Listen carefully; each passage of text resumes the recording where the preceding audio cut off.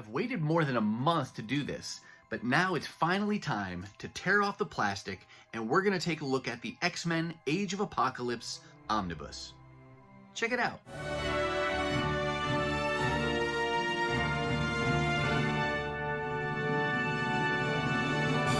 Hey everyone, and welcome to my channel. My name's Chris, and this is Northgarden Comics. So, like you heard me just say, I've waited more than a month to open this.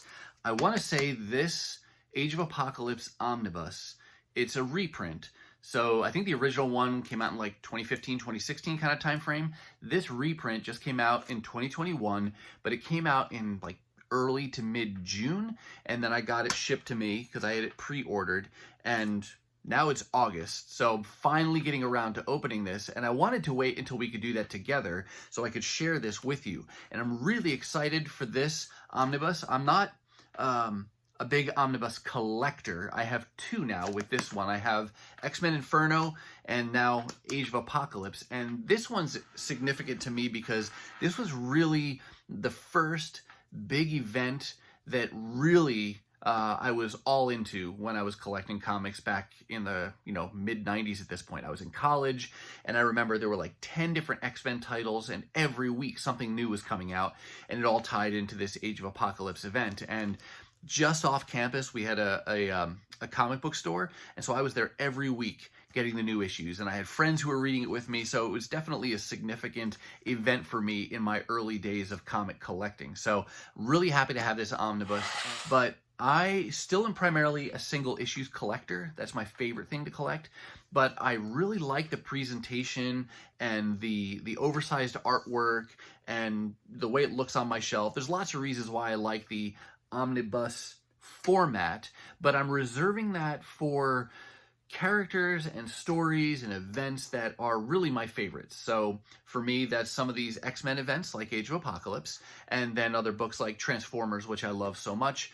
And so I've been working on the IDW collected editions, things like that. So I'm kind of reserving these for those more special things. I know there perhaps are those of you who primarily are omnibus collectors or collected edition collectors, and that's fantastic. It's just a different way to collect, right? So I've got a mixture going on. But in just a minute, we're going to turn the camera around. We'll take off the plastic, look at this omnibus together. But before we do, let me pause and say, first, if you're new to the channel, thank you so much for clicking on this video and giving it a try. If you like comic and comic-related content like back issue hauls, new comic hauls, or like an omnibus review like we're doing today, or you heard me say I'm a big Transformers fan, if you like any of that kind of stuff, please take just a second, hit that subscribe button. And for all of you, as you watch, if you see something you like, give it a thumbs up. And please let me know your thoughts and questions down below. Now, with the housekeeping out of the way, let's turn the camera around and we'll take a closer look at this omnibus. All right, the moment of truth. Here is the X-Men Age of Apocalypse. You can see it's still in its plastic wrap, and I didn't want to take that off until I could share it with you and unwrap it together. But the wait is finally over for me and for you, so let's go ahead and get this plastic off and take a closer look at this collected edition here. Okay, the plastic wrap has been removed, and just a comment on the dust jacket here. Typically, these collected editions come with two different covers. I believe this is the direct market edition, and I chose this because that cover art is done by artist Joe Madureira, and he was real popular in the 90s at this time, did a lot of the X-Men work, and really triggers that memory pretty strongly for me in looking back and remembering X-Men overall, Age of Apocalypse. So wanted to get his artwork on the cover. And then you can see the spine here. You have the title again with the omnibus banner here, and then you got some Apocalypse art on the bottom. And then going around to the back cover, pretty common feature here to show all of the cover art from the various single issues that are collected in that edition. And in this case, I think there are about 40 single issues that are collected in this Age of Apocalypse volume. So let's go ahead, flip it back over here, and let's remove the dust jacket to reveal the next layer of goodness here.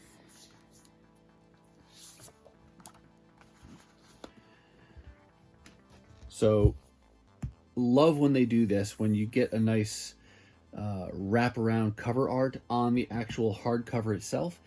Each one I think is a little bit different. For example, the Inferno omnibus that I have, it's largely a black cover, and then there were flames that they did around the front, back, and the spine. But in this one, I really like this, where they took the cover art again, they blew it up and did it as a wraparound cover. So you got the front, again, around to the spine, and then the back. And for those of you who are unfamiliar with the Age of Apocalypse event, you might be looking at these characters thinking, boy, they kind of look familiar, but unfamiliar at the same time. And that's because in this event, everything got turned upside down and topsy-turvy, and you had good guys that were bad guys that became good guys. You had different team affiliations. So a lot of differences, but a lot of core similarities as well. You can see here, Logan only has one hand. So Blink, new character that was introduced. So a lot of cool character designs that came out of Age of Apocalypse as well. But let's go ahead and get this opened up. One thing I will say that I did through the magic of video editing, you want to be sure if you have an omnibus to stretch or relax the spine. And you do that because you want to protect the spine here from any kind of cracking or breaking that would occur. You know, it's new glue, it's new binding, it's never been opened and read before. So by stretching it or relaxing it, it gently kind of stretches that spine out, so that way it'll just preserve the life of your collected edition, as opposed to just tearing this thing open and letting it crack. So I'm not going to go through the whole process. Like I said, I did that off camera and probably have to do it more. If you want to know more about relaxing or stretching the spine, the terms do vary. You can just Google that. There are other videos where people show that whole process. But let's go ahead and get into the content of this collected edition. All right, first page with some art is this kind of title page here with a really cool rendering of Apocalypse. Very 90s style. He is just extreme in every way. Actually, and I can show you, I have the single issue handy here where that image came from. That was pulled from this single issue, The Age of Apocalypse, The Chosen. This single issue, I just showed this in a recent video because it's just a recent pickup for me. This book is like a who's who of the various characters in this event, and looks like they just pulled that cover image off and blew it up for that title page. One of the other things you can see here as well by having this single issue in frame is you can see how much larger the omnibus artwork is. And it's not even really showing you the full scale because this does have a backing board behind it, but an omnibus is taller, it is wider, and I really like that larger presentation of the art that you get from this collected edition. But set that aside again. Then you've got a nice 2-page splash title page, again, just with that art from the cover. Then we get into the table of contents, and what we've got here, we're not going to look through in detail, but you've got Legion Quest. That was the kind of the preamble or the lead-up story that set up the Age of Apocalypse, and that took place in Uncanny X-Men issues 320 to 321, X-Men issues 40 and 41, and then Cable issue 20.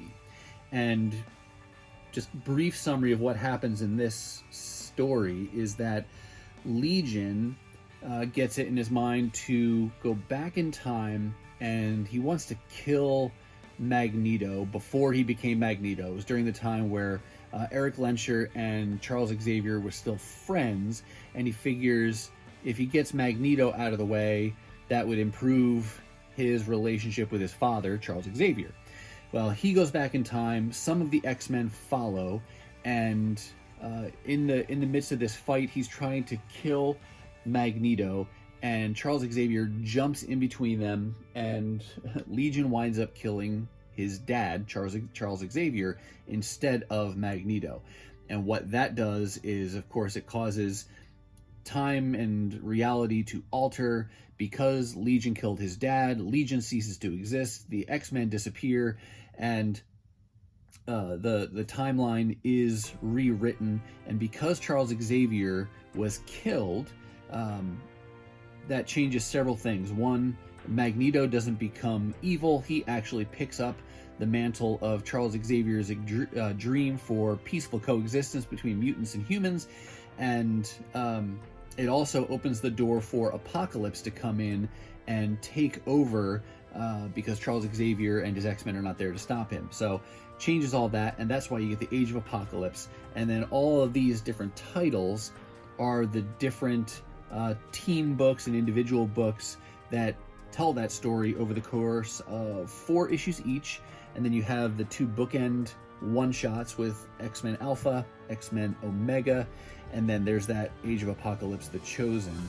But one neat thing about this event, and I don't know of other events that have done this. If there are and you know of them, let me know in the comments what they are. But you had all of the ongoing X-Men titles, and like I said, I think there were about 10 of those at the time. And what they did was they paused the numbering of each of those titles. They rebooted each of them with a new title and a new number 1, and then each one ran for the 4 issues telling the Age of Apocalypse story. But then when it was done, they resumed with the old titles and the old numbering. So, you know, looking back now, the Uncanny X-Men, for example, looks uninterrupted, but if you look at the publishing dates, there's like a 4-month gap in between the issue that preceded Age of Apocalypse and the issue that picked up afterwards. And I thought that was a really cool thing, because now if you collect the those volumes of those titles, your numbering is uninterrupted and the event exists separately. So I just thought that was a cool way to do it. And you can see by looking at some of the titles of the books involved here, what they were before the Age of Apocalypse. So for example, Weapon X, that was Wolverine, and Generation Next was Generation X, and X-Man was Cable, things like that. You get the idea. So collects the whole thing here, and then we can go, and from there it jumps right into the art, starting off with Legion Quest Part 1.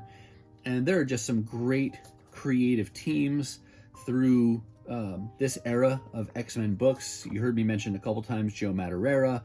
You had Chris Bachalo doing the art for Generation Next, and he's one of my favorite artists today. I've really come to enjoy his style.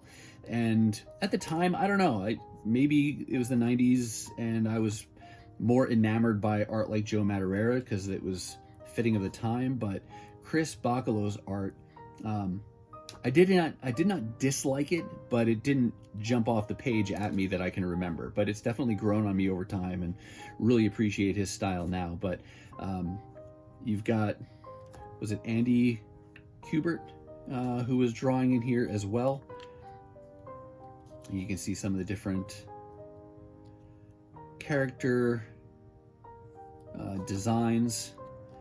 Sabretooth was a good guy throughout this. You also got introduced to new characters like Blink, and she became a fan favorite through this, and then afterwards she was featured in the title, what was it called? Exiles, E-X-I-L-E-S, and I think that was kind of like a multi-dimensional team that jumped around. I haven't read that title, but I know she moved on and has made appearances there. You heard me say too, for good guys became bad, Beast became Dark Beast, doing all kinds of genetic manipulation and experiments on people. But as we go through here, there's Xcalibur. There's a good image of Dark Beast there. Cyclops sporting his long hair in this one.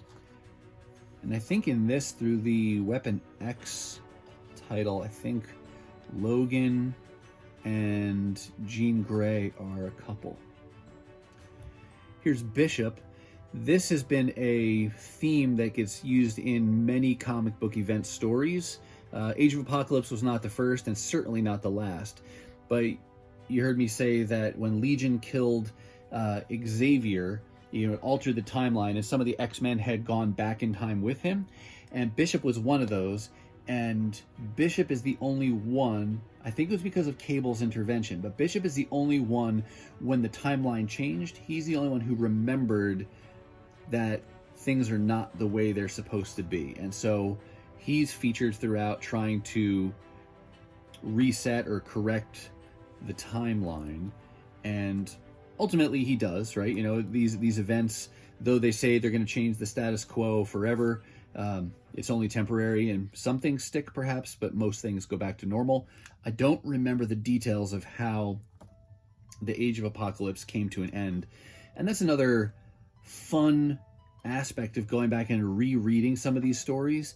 It's been 26 years since this came out, and it's been that long since I've read this story. So it'll be fun to go back and have, you know, be refreshed on all of the details of how things went down, and to enjoy this story again. And I don't think I said this yet, but some of the characters, Dark Beast is one, Sugar Man may be another.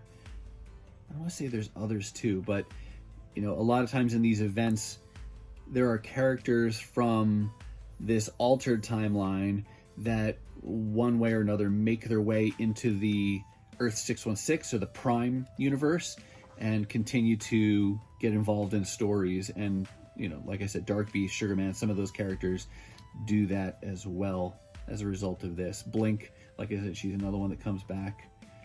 But then it gets toward the end here, wraps things up.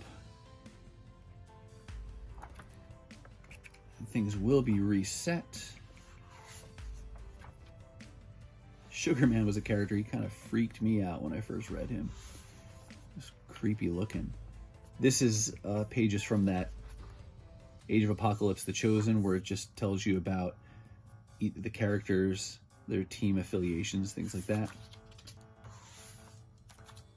Oh, I forgot about this one. This is an issue that I'm not familiar with. It's called X-Men Ashcan, and I'm not sure what this single issue was. I don't have it. It says X-Men Ashcan, 75 cents. So I'm gonna have to read this and see what this is all about. The X-Men were never formed. The Xavier School for Gifted Youngsters never opened. Professor X never rescued Scott Summers from an angry mob. He never taught Jean Grey how to use her psychic abilities.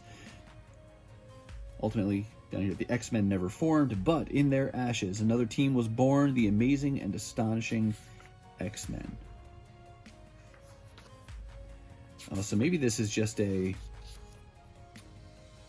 preview. It goes through each of the titles to tell you, yeah, the original X-Men never quit the team to reform under the name X-Factor. Over here for Xcalibur, the Phoenix Force never came to Earth, never impersonated Jean Grey. That's pretty cool to read those, to see what changed from the original titles and now introducing all new, all different X-Men. Very cool. So that's a fun little addition. Do any of you have that Ashcan edition? Did you ever get that as a single? And he said, I never did, but if you did, let me know. That would be pretty cool to have. And then looks like we just got some ads. A different poster.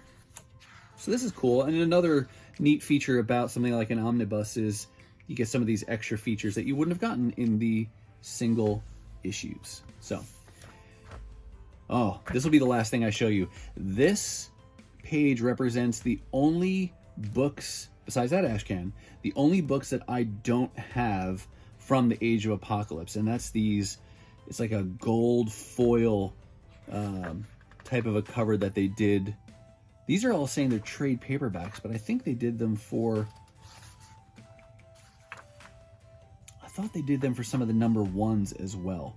But I don't have any of those, but I have definitely been keeping my eye out to see if I can ever find any of those. All right, that's going to do it for me, and that's going to wrap up this look at the X-Men Age of Apocalypse Omnibus. But now let me kick the question to you. Have you read this event? And if so, did you like it? And do you own it in some print format? If you do, are you a single issues collector? Are you an omnibus collector? Or are you like me and you have both the single issues and the omnibus? Let me know any of that good stuff down in the comments below. Now, if you're not quite ready for the YouTube fun to stop, I have hand-selected a couple videos here for you to check out. As always, thank you so much for watching, and I'll see you next time.